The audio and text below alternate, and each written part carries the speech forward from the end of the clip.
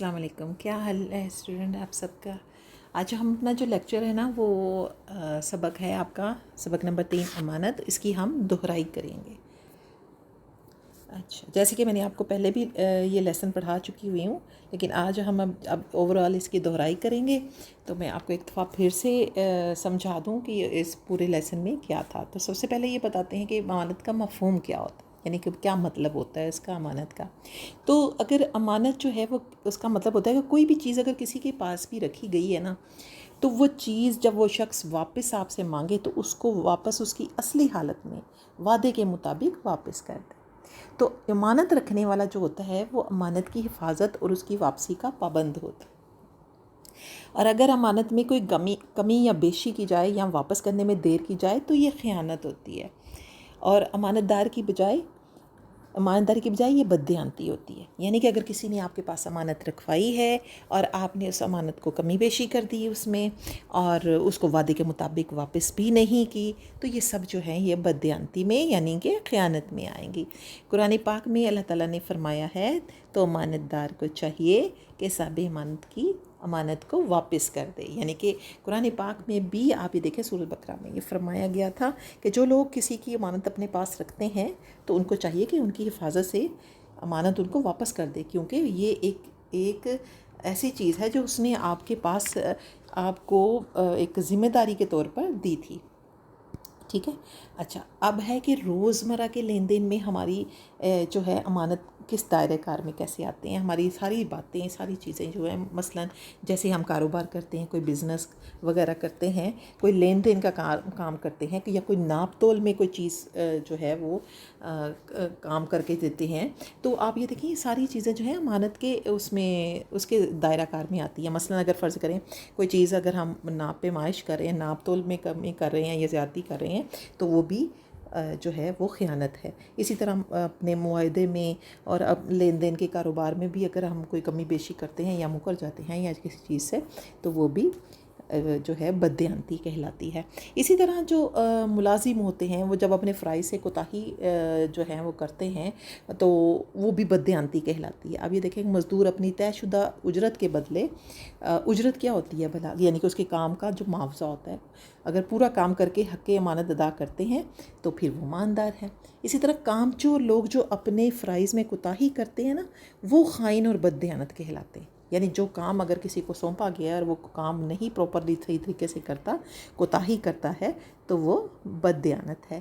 اور یقیناً وہ ذمہ داریاں جو معاشرے کی طرف سے ہم پر عائد ہوتی ہیں ان کو اچھے طریقے سے انجام دینا بھی امانت ہے، اور اگر ہم نہیں دیتے تو خیانت کرتے ہیں.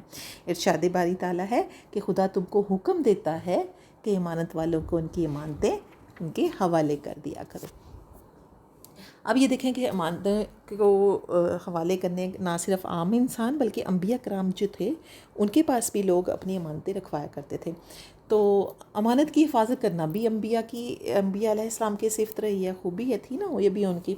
تو انبیاء کرام کیا کرتے تھے کہ لوگوں کی امانتیں جو بحفاظت ان کو واپس کر دیا کرتے تھے. آپ ہمارے نبی کریم صلی اللہ علیہ وآلہ وسلم بھی ان کے پاس، آپ یہ دیکھیں ان کے دشمن جو ہوتے تھے نا وہ بھی آپ کے پاس اپنی امانتیں رکھواتے تھے. تو اس وجہ سے آپ کو صادق امین اسی وجہ سے کہا جاتا تھا نا کہ صادق کا مطلب ہوتا ہے سچا، اور امین ایماندار کو کہتے ہیں. تو اسی طرح باقی کے انبیاء بھی جو تھے وہ بھی لوگوں کی امانتیں جو تھیں ان کو واپس ان کو دیا کرتے تھے. اور اس کے علاوہ اللہ تعالیٰ نے جو ان کو ذمہ داریاں سونپی تھی، بھلا کون سی ذمہ داریاں سونپی تھیں؟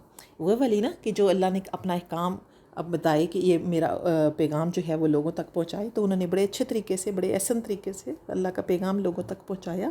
تو یہ بھی ان کی خوبی تھی اور یہ بھی ان کی امانت تھی جو اللہ نے ان کو سونپی تھی. تو انہوں نے بڑی اچھے طریقے سے امانت کا جو حق تھا وہ ادا کیا تھا.